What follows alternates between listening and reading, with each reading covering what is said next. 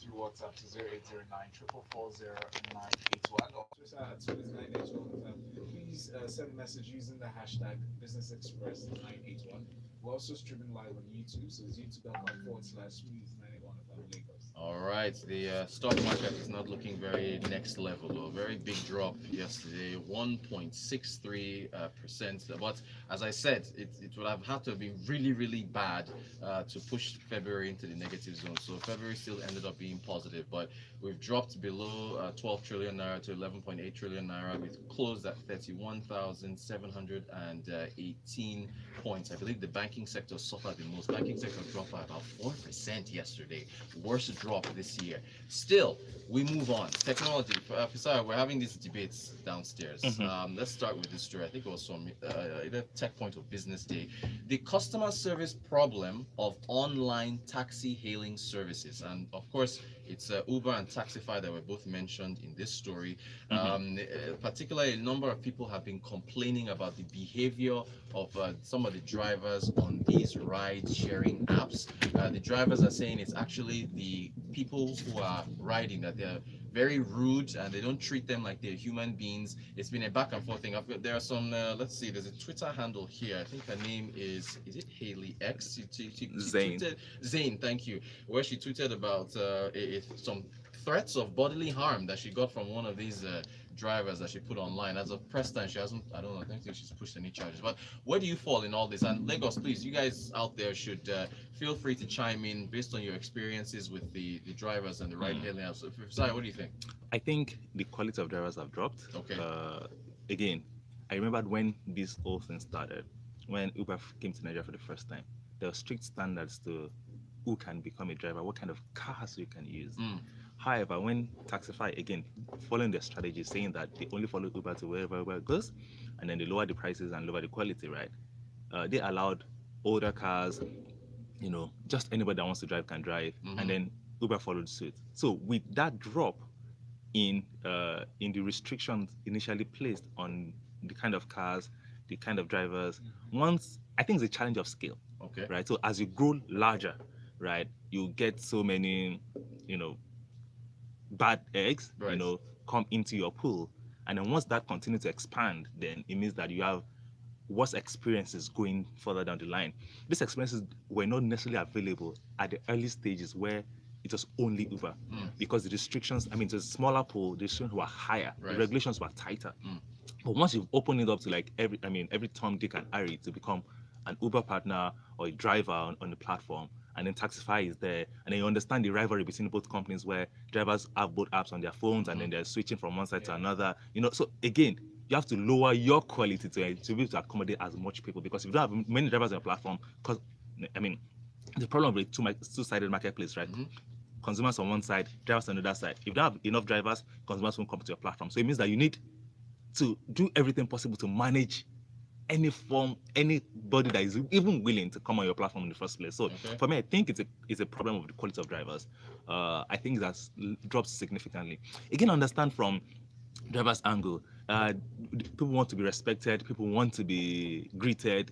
Hello, this is a business transaction, not a friendship, right? I think you rather focus on your work and I focus on mine, right? So it's not again, I will probably not disrespect anybody, I will definitely not disrespect anybody, but again, it's not, you don't demand that I greet you when I enter. I don't have to. But wait, Fisayo, we're talking about this as we're coming upstairs. When if I hail an Uber or a Taxify, if they call me to say, hey, Oga, I've reached where you are, the first thing I say is, good morning. Good for you. Then where are you? But you and other people have noticed, when you order them, the first thing you say is, where are you? I don't think that's nice. I understand that, yes, they're not friends or anything, but it sounds rude. Yeah, it sounds rude, and it's common courtesy to say. And the article here again, I don't know where you agree with this. Somebody said it's the harsh economy that some of these drivers have they've been forced from Uber to Taxify to make ends meet, and they're taking it out on drivers. But I still think that, and again, this might be our culture where we view drivers as, I don't know, subhumans or something, where a profession that's not to be respected. You don't place any weight on that. You're not on the greeting thing. It's not something that matters to you. Is it compulsory? I don't have to greet anybody. Is it compulsory? It's not. It's not compulsory. So it's about customer service. We're talking about customer service, yes, right? We're talking about mutual respect for everybody, right? So Again, this is Lagos, predominantly Yoruba. Yoruba people like greeting. I understand Right, that, right? right. But it's a business transaction. I don't have to greet. Okay, okay, Well, okay. I have a question, and tell me if this is right. Mm. Right? Is it right for drivers for taxi hailing services to ask you where you're going to before they come pick you? Isn't that information supposed to be on the app? Yeah, Are they required to ask that question? they before actually they decide to pick you for up? for some we this has been a source of irritation. The, Mhm. the app is supposed to say where your destination is. I think No, the app doesn't show them where you're going to. It Because, doesn't Okay. show the driver. yeah, it doesn't show. shows you, Yes, the it shows. customer. Yeah, because you're the But one that should placed they the order. ask you, and should that determine whether they pick you or not? So for them, it's about economics for the drivers. Like, if this guy is taking me to Ajangbadi, I'd rather not go. You know, Right. just cancel the trip and move on. Right. Because I'm not sure I'll get a return trip. So Mm. again, this is where all the sources of all this animosity shows up from. Right. Because driver, you shouldn't ask me that question. Right. I've ordered an app, come and pick me. If you're not coming, cancel the trip and move on. Right. Right. But again, because you want to figure out, is it going to a place where Or is I'm there- sure of getting another place, So is there traffic on that route? Right. Stuff Really? like that. Should that or are you paying cash or card? Yeah, that's another annoying thing. Yes. Yeah, the whole cash on card These thing. are issues that need to be to be addressed. Mm. They are most of the time they are driver problems. Right. Okay. I mean, a lot All of times, if I was an Uber driver, and again because I understand how to read maps, right? Mhm. If someone orders, I don't even need to call anybody that, hey, where are you? Right. Hello, the location is on your app. Right. Figure it out and follow the map and come to my place where I am. Just And when- how the- Fisayo is a student of efficiency. So, and then once I got here, I will get a notification that your driver is outside. Mm. If the person I'm picking is not outside, I can call the person. Well, I'm outside. Okay, no problem. That's fine. Then I'll go out and not like, okay, so you didn't greet me when you entered. All right. Eddie says first time listener here. Thank you. Hey, first time listener. Nice. Welcome, Eddie. Welcome. So one persistent excuse I always get from Uber taxi cab drivers is the fact that some have to buy petrol while on the trip, and the fact that they ask you where you want to go after already starting it on the app. Yeah, actually, Before requesting. that's another annoying that one. The costs whole, you yeah, the fuel buying is very annoying. They should have done that before they picked us up. Michelle says Nigerian customer service people are rude and discourteous. Restaurants, stores, drivers, you name it. The ride-sharing guys do not know how to address customers. They have an inferiority complex and do not want to go on particular routes. The companies themselves do not maintain quality.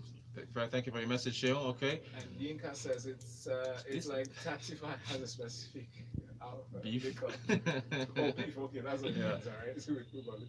Anyway, the fact is, when the market is liberalized without strict monitoring or regulation, we are bound to have such episodes. No doubt, some passengers are rude, but a driver should know it's a business, not a social call. Mhm. I do not use the ride-sharing app, but I have a family account linked to my card for obvious reasons, and my wife has never complained about respect or not. But basically, about the driver looking for the best. Take Lagos traffic to balance it. So moving forward, my wife uses the Google app. To transfer the cost. Thank you. Yinka, I saw your prior message before that. You're a naughty boy. All right, let's where's Catherine? Catherine says, "Thank you guys for mentioning it. I feel you address the way you address the way you address other people." Okay. Vice versa. Joker from Yaba says the drivers have a lot of ego. People are on fire. They feel entitled to be respected and all that just because they have a little bit of education. And then Funke says a driver once ended my trip on Third Mainland Bridge because we had a disagreement. What? Then that is not safe. Yeah. And look, I have to say this. Most of these issues, and they even mention it in the article, they seem to be between the male drivers and female passengers. There's another issue that seems to be, and we're getting a number of responses here from our female listeners. Okay, shall we move on? Yes. We Okay, should. let's move on to what Facebook and Main One are doing for the people of Ogun and Edo states. This is a good collaboration. The way you are even reading the headline Yes, is now, showing that it's- there's something fishy about it. There's but nothing it's fishy okay. about this. They're bringing broadband. What is it? About Mhm. 750 kilometers of terrestrial fiber infrastructure. Mhm. So Main One and Facebook are collaborating to provide broadband. So this has to be good news. You surely cannot have anything cynical to say about this. So I'll just ask them, where have they deployed this broadband before? But Main One has been doing business in Nigeria since. I know. Yeah. So where? I mean, Lagos. the example has to be Lagos. Right. So then the question I'll ask is that how many people have broadband internet access in Lagos? Right. It's still high cost. I mean, it's still pretty expensive. So again, I understand the Ogun State and Edo State, farther down, even much more inland, and I can't see an example of this particular thing working effectively again, and maybe some areas of the island here, if you have broadband, I mean, fiber cable dropped in your house, yeah, Right. maybe you have something across that line. This is a city that is dense, so why go to Ogun State when from you see houses from one part of Lagos to the end, Right. right? Because it's a mega city. People across Lagos have not. Yaba doesn't have it. Mm. You know, Surulere doesn't have it. Gbagada and Tony doesn't have it. So you're Right. saying they should have expanded here in Lagos first before going to an Ogun or Edo State? Is that what I you're would, saying? yeah, Okay. I would have loved to see this thing work at scale in a Lagos, Gotcha, right? gotcha. And then when talking about partnership between Facebook and Min One, again, we've seen some of Facebook's internet. Right, the Wi-Fi, Wi-Fi. spots they put around here. Yeah, well, that's not what I call broadband. Mm. Anyways, So efficiency again, efficiency. Okay, Fisayo, we have to go. more messages, sir. Yes, Okay. Still talking about Uber Yes. and Taxify. D says it should be nice for Uber to have tags for each driver displayed in their cars. You should be able to report them immediately. The Uber and Taxify should restrict payments to cards only. All right, gotcha. Yinka says, well, the way Rotus is reading out the group. So, boss, you know the VPs from Ogun State and the ABC chairman from Edo State. Ah. Says from down the road. Yinka has to take that. Has to take that angle. Well done. Well Thank you, done. Mr. Well, President. yes, Monica, I see your message and we acknowledge it. Thank you so much. It's good to hear from our female listeners today. We Yes. had more messages from female listeners than male. Because Excellent. it's a touchy issue. Touchy issue. More of that from our female listeners. Thank you all so How much. are you feeling about reggae? Reggae, I love it. All right, so next we have Fisayo, thank you for UB40, coming in. Magic and Bob Marley. Wow. Thank you, Fisayo. This is News 98.1. Business Express. Thank you. I didn't know you were coming in today. Because when Ty was sent a message saying he won't make it, I thought you were still there. Yeah, I thought he traveled. I didn't know he was back already. You know? Whose CV is this? Who is looking for jobs? 6:45 a.m. I'm sure it will be for the Ayo. So, first Valentine, thank you. Payments made it easy. So, you like to shop from abroad, but you don't know about QuickTeller Global Mall? QuickTeller Global Mall is shopping abroad customized for Nigeria. It allows you to shop directly from over 100 top UK and US stores. Buy things at their original price, pay in Naira, Yes. and enjoy doorstep delivery to your Nigerian address. Alright. Too easy! From gadgets to clothes, books to toys, makeup, even spare parts, you will find it at QuickTeller Global Mall. And you don't have to break your head about conversion or start looking for